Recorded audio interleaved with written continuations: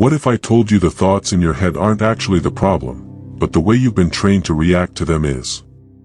Right now, there's a battle happening inside you, and you've been fighting it the wrong way this whole time.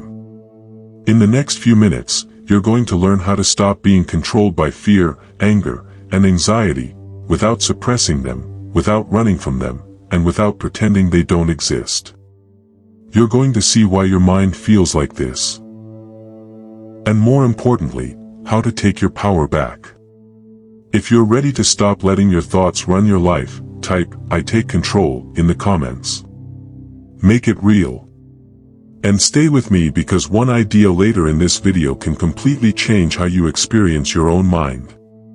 You don't just wake up tired because of sleep. You wake up tired because your mind never really rested. It starts the moment you open your eyes. That familiar pressure. That quiet tension sitting in your chest. Before anything even happens, your mind is already racing. What if today goes wrong? What if I mess this up?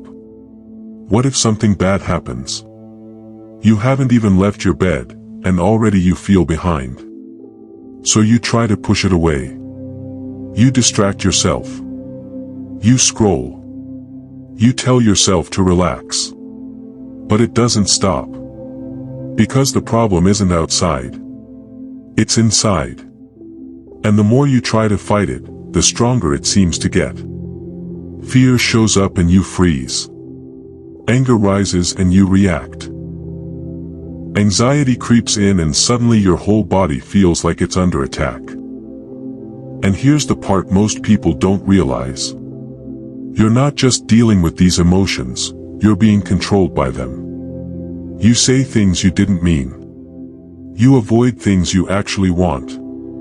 You overthink moments that haven't even happened yet. And slowly, without noticing, your life starts shrinking. You become more careful. More guarded. More tired. Not because life is too hard, but because your mind never gives you a break. And maybe you've accepted this as normal. Maybe you think this is just how life is. That everyone feels this way. That this constant noise in your head is just part of being human. But it's not. And deep down, you know it's not. That quiet voice inside you, the one that keeps saying, there has to be more than this, that voice is right. Because the truth is, you were never meant to live at war with your own mind. And right now, whether you realize it or not, you're standing at a turning point. Something in you is tired. Not just tired of life, but tired of feeling like this. Tired of reacting. Tired of overthinking. Tired of feeling controlled. And that matters. Because change doesn't start when life gets easier. It starts the moment you decide you've had enough. So let me ask you something honestly. How much of your life has already been stolen by this? How many times were you physically present, but mentally somewhere else? Replaying something that already happened? Or worrying about something that hasn't? How many opportunities did you miss because fear told you not to try? How many moments of peace slipped away because anxiety convinced you something was about to go wrong? Think about that. Not yesterday. Not last week. Your entire life up to this point. How much energy have you spent just trying to feel okay? And here's the hard truth. Most people never escape this. They live their entire lives reacting instead of choosing. Thinking instead of living. Surviving instead of actually experiencing life. Not because they're weak. But because no one ever taught them a different way. But you're here now. And that means something. Because the moment you start questioning this pattern, is the moment you stop being trapped by it. You don't need to become someone else. You don't need to fix yourself. You're not broken. What you need is a new way of seeing what's happening inside you. Because the problem was never your thoughts. The problem is you've been believing them. And once you understand that, everything begins to shift. Thousands of years ago, long before modern psychology, there were people who understood this deeply. They faced war, loss, uncertainty, the same emotions you feel today. But they discovered something that changed everything. They realized that the real battle isn't happening out there. It's happening within. Marcus Aurelius wrote, "You have power over your mind, not outside events." Realize this, and you will find strength. Think about that. Not control over what happens. Not control over people. Not control over outcomes. Just your mind. And yet, that's the one thing most people never learn to control. Instead, they try to control everything else. They try to control other people's opinions, future outcomes, past mistakes. And in the process, they lose control of the only thing that was ever truly theirs. Their inner world. Epictetus said it clearly. It's not what happens to you, but how you react to it that matters. That's not just a quote. That's the entire game. Because right now, you're not reacting to reality. You're reacting to your interpretation of reality. And that changes everything. But to really understand this, you need to see what fear, anger, and anxiety actually are. Because once you see them clearly, they lose their power over you. And that's where we're going next. If you're still here, that means something. Stay with me, because what you're about to understand next, most people go their entire lives without ever realizing. Before you can take control of your mind, you have to stop seeing your emotions as enemies. Because they're not. Fear isn't here to destroy you. Anger isn't here to ruin your life. Anxiety isn't here to break you. They're signals. Messages. Your mind is trying in its own way to protect you. Fear says, something might go wrong. Be careful. Anger says, something feels unfair. Pay attention. Anxiety says, something is uncertain. Stay alert. In the right moment, these are useful.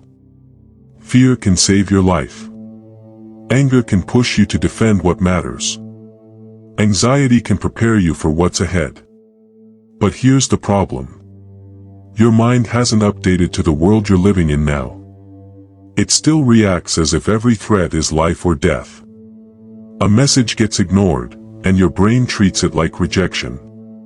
A mistake happens, and your mind turns it into failure.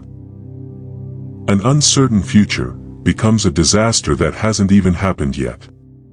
Your body doesn't know the difference between a real danger and a thought about danger. So it reacts the same way. Heart racing. Chest tight. Mind spinning. And suddenly you're not thinking clearly anymore. You're reacting. Seneca said something that explains this perfectly. We suffer more often in imagination than in reality. Let that sink in. Most of what you feel isn't coming from what's actually happening. It's coming from what you think is happening. Or what you think might happen. You're not fighting reality. You're fighting your own thoughts about reality. And that's why it feels endless. Because there's no limit to imagination. Your mind can create problems faster than life ever could. It can replay the past 100 times. It can predict 1,000 worst-case scenarios. It can turn a small moment into something massive. And every time you believe those thoughts without questioning them, you give them power. Marcus Aurelius said, if you are distressed by anything external, the pain is not due to the thing itself, but to your estimate of it. Your estimate. Your interpretation. Your story. That's where the real battle is happening. Not out there. In here. Between one thought and the next. So when fear shows up, the question isn't, how do I stop this? The question is, Is this real, or is this my mind trying to protect me from something that doesn't exist right now? When anger rises, instead of reacting immediately, you ask, what story am I telling myself about this moment? When anxiety takes over, instead of believing every thought, you ask, what is actually happening right now? And that question changes everything. Because most of the time, the answer is simple. Nothing is happening. Not at this moment. You're safe. You're breathing. You're here. And yet, your mind is somewhere else. Somewhere in the past. Or somewhere in the future. Fighting things that aren't even real yet. This is where most people lose control. Not because they're weak, but because they never learn to separate themselves from their thoughts. They think every thought is true. They think every emotion must be followed. They think every feeling is a command. But it's not. It's just information. And you get to decide what to do with it. That's the shift. From reacting to observing. From being controlled to being aware. And awareness is where your power begins. But understanding this isn't enough. Because in the moment, when fear hits, when anger rises, when anxiety grips your chest, it doesn't feel like philosophy. It feels real. It feels overwhelming. So the real question becomes, what do you actually do when it happens? How do you stay in control when everything inside you is telling you to react? That's where most people fail. Not because they don't understand, but because they don't have a method. So now we get practical. 3 moments. 3 emotions. 3 ways to take your power back. And if you apply even one of these consistently, you will start to notice something different about yourself. Not instantly. Not perfectly. But slowly. You stop reacting the way you used to. You start thinking more clearly. You begin to feel in control again. Let's start with the first one, which is fear. And this one changes more than you expect. Fear doesn't live in the present. It lives in what if. What if I fail? What if they reject me? What if everything falls apart? It pulls you into a future that doesn't exist yet, and convinces you it's real. And the more you try to avoid that feeling, the stronger it becomes.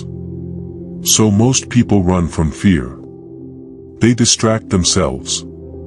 They delay. They avoid. But that only feeds it. Because what you avoid grows.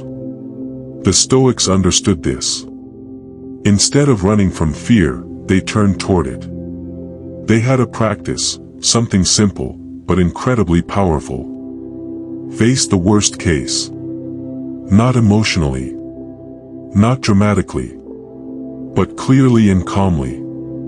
Ask yourself, what is the absolute worst that could happen here? Not the exaggerated version your mind creates. The real version. Strip it down. Look at it directly. Then ask the second question, if that actually happened, could I handle it? And this is where something interesting happens. Because most of the time, the answer is yes. It wouldn't be easy. It wouldn't be comfortable. But it wouldn't destroy you. Seneca used to practice this in his own life.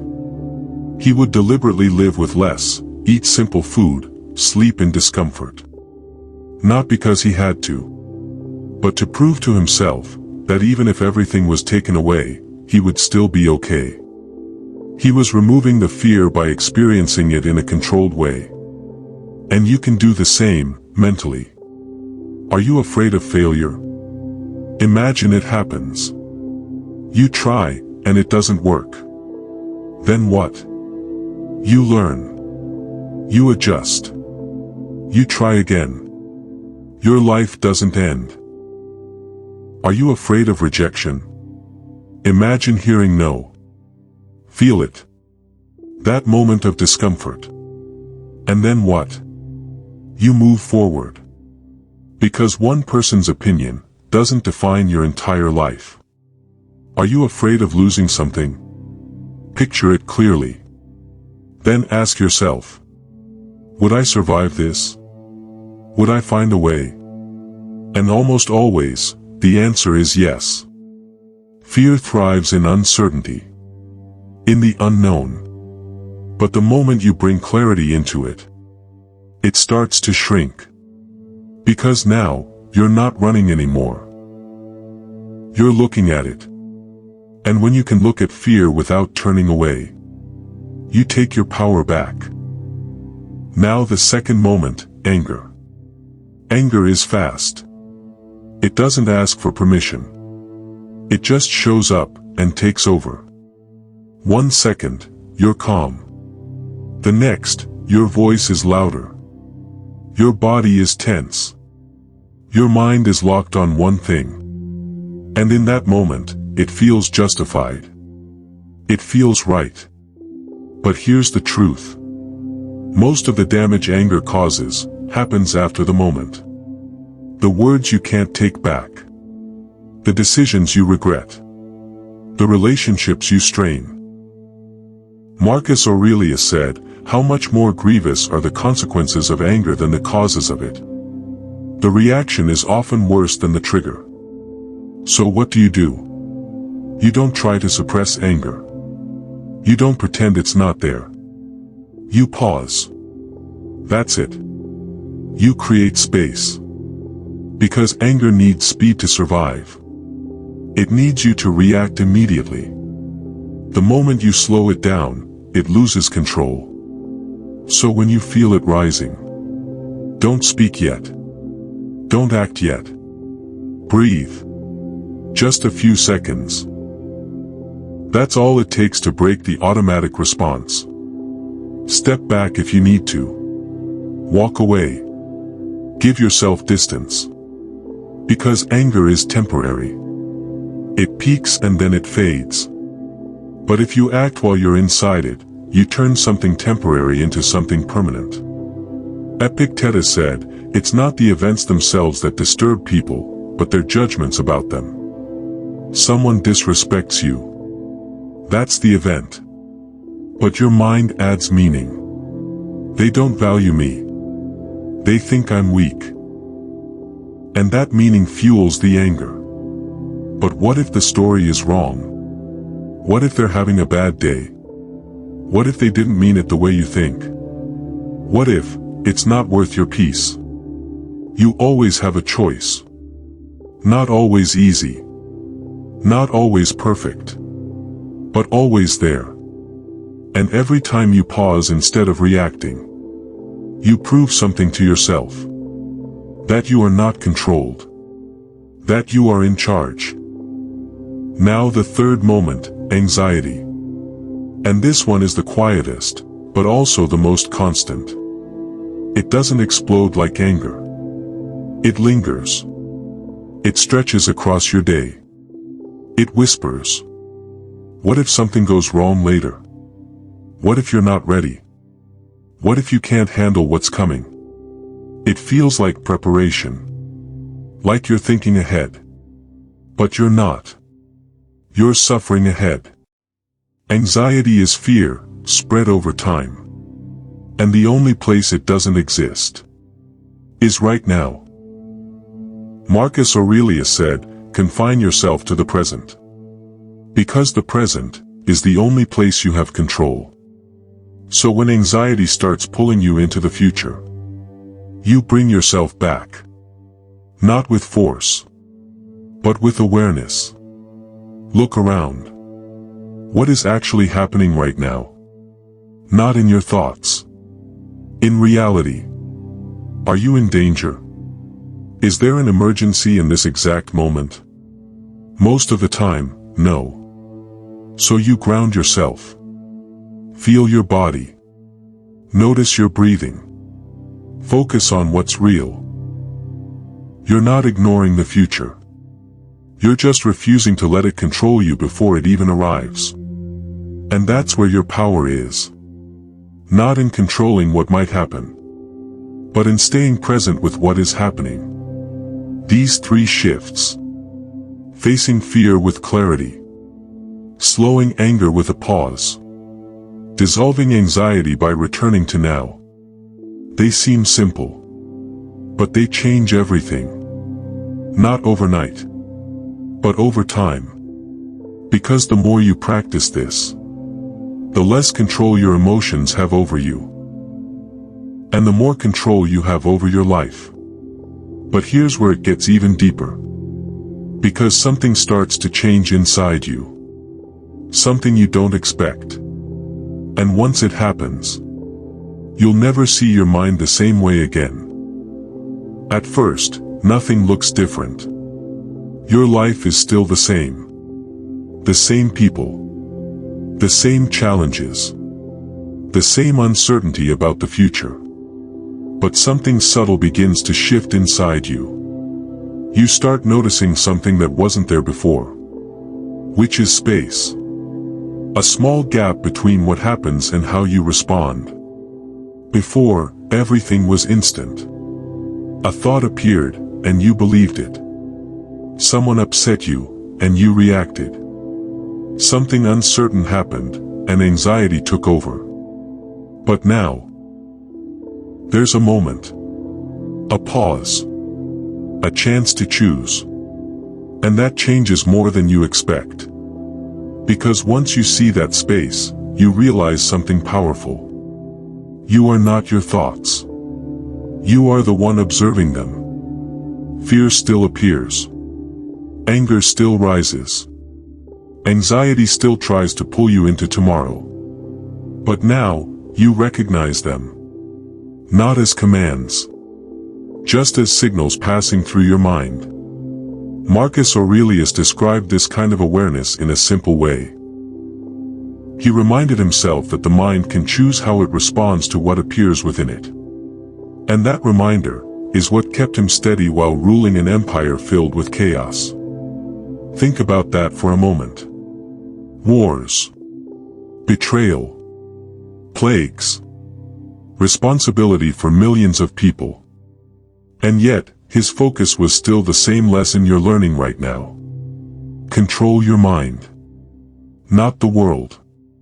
And when you start practicing this, you notice something else. The emotions don't disappear.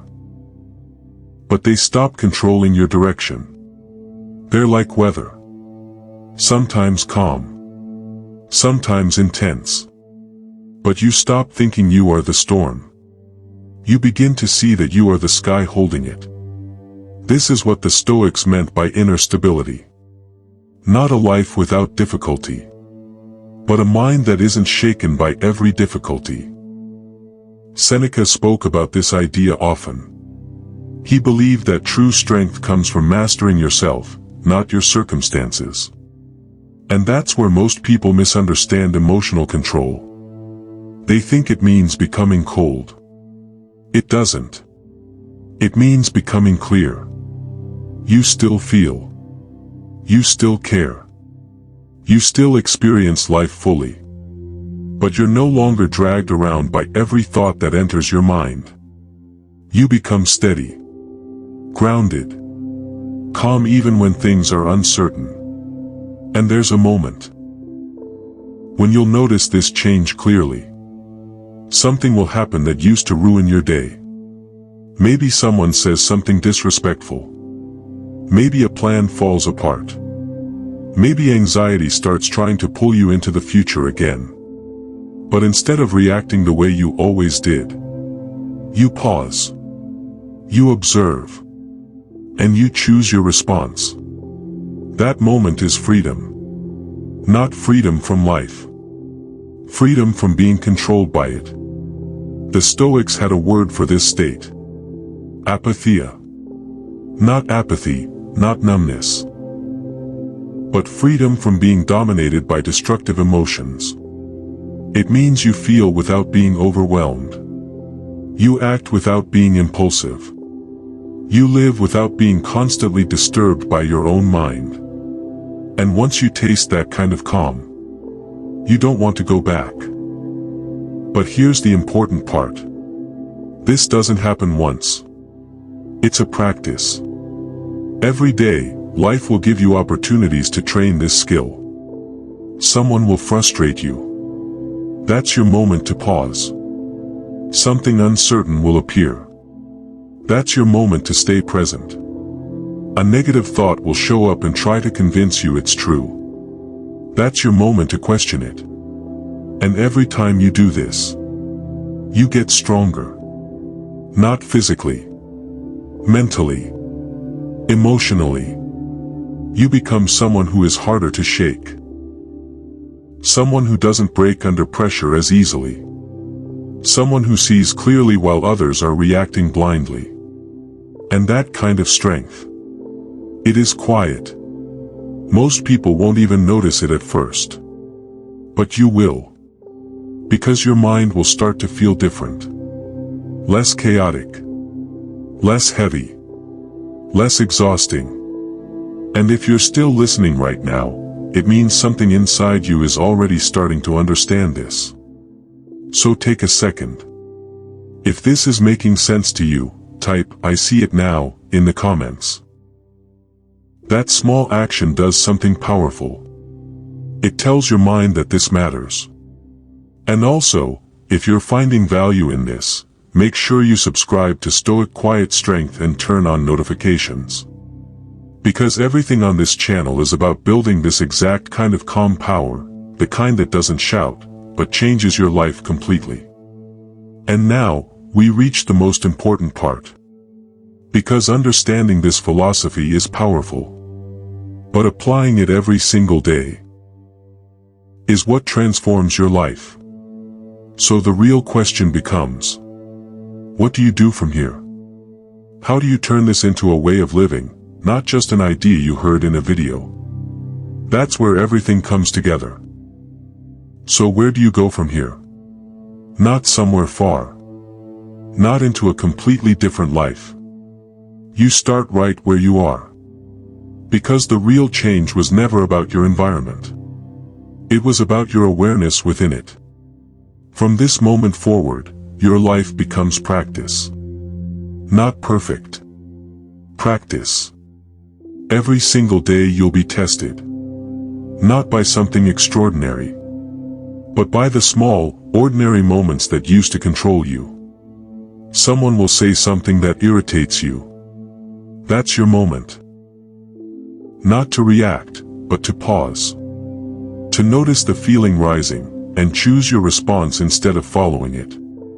Something uncertain will appear in your life. A delay. A rejection.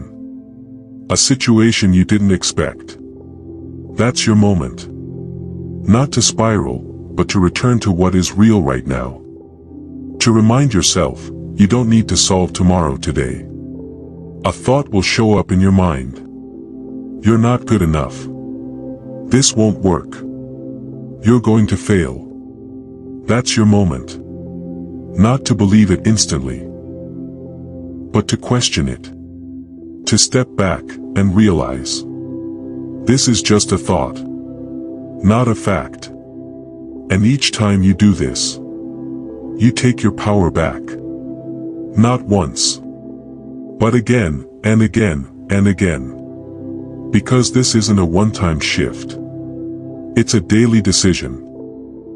Marcus Aurelius didn't write his thoughts once and become calm forever. He reminded himself constantly. He trained his mind every single day. Because he understood something most people ignore. You don't rise to the level of your intentions. You fall to the level of your habits. And your habits are built in moments like these. Small decisions. Repeated consistently. Epictetus said, "No great thing is created suddenly." And that applies here more than anything. You're not going to wake up tomorrow, completely free from fear. Or immune to anger. Or untouched by anxiety. That's not the goal. The goal is to stop being controlled by them. To feel them without losing yourself in them. To experience life without constantly fighting your own mind. And slowly, something begins to happen. You react less. You think more clearly. You feel lighter. Not because life got easier, but because you stopped making it harder inside your own head. And then one day, you notice something that would have been impossible before. A situation that used to overwhelm you doesn't. A thought that used to control you passes. An emotion that used to define your entire day fades without taking over. And in that moment, you realize something powerful. You were never trapped. Not by your thoughts. Not by your emotions. Not by your circumstances. The only thing that ever held you back was the belief that you had no control. But you do. You always did. Seneca once said that we are more often frightened than hurt, and we suffer more in imagination than in reality. That fear you feel, that anxiety about the future, that anger about what already happened, most of it exists in your mind. And once you see that clearly, you stop fighting shadows. You start living in reality. So stop trying to silence every thought. Stop trying to eliminate every negative feeling. That's not the path. The path is awareness, observation, choice. You don't need to control everything that appears in your mind. You just need to control what you do with it. That's your power. That's your freedom. That's your quiet strength. So from this moment on, stop fighting yourself. Stop reacting automatically. Stop believing every thought that passes through your mind. Start observing. Start choosing. Start living like the one who is in control. Because that's who you are. Not someone broken. Not someone weak. But someone who simply needed to see this, to remember it. And now, you do. So if you're done letting fear, anger, and anxiety control your life, type this in the comments right now. I own my mind. Not for me. For you. Because the moment you say it, and mean it, is the moment everything begins to change. And if you want more of this, more clarity, more control, more quiet power, make sure you subscribe to Stoic Quiet Strength and turn on notifications. Because this isn't just a video. It's the beginning of how you think, how you respond, and how you live. Now go and live like your mind belongs to you. Power in silence.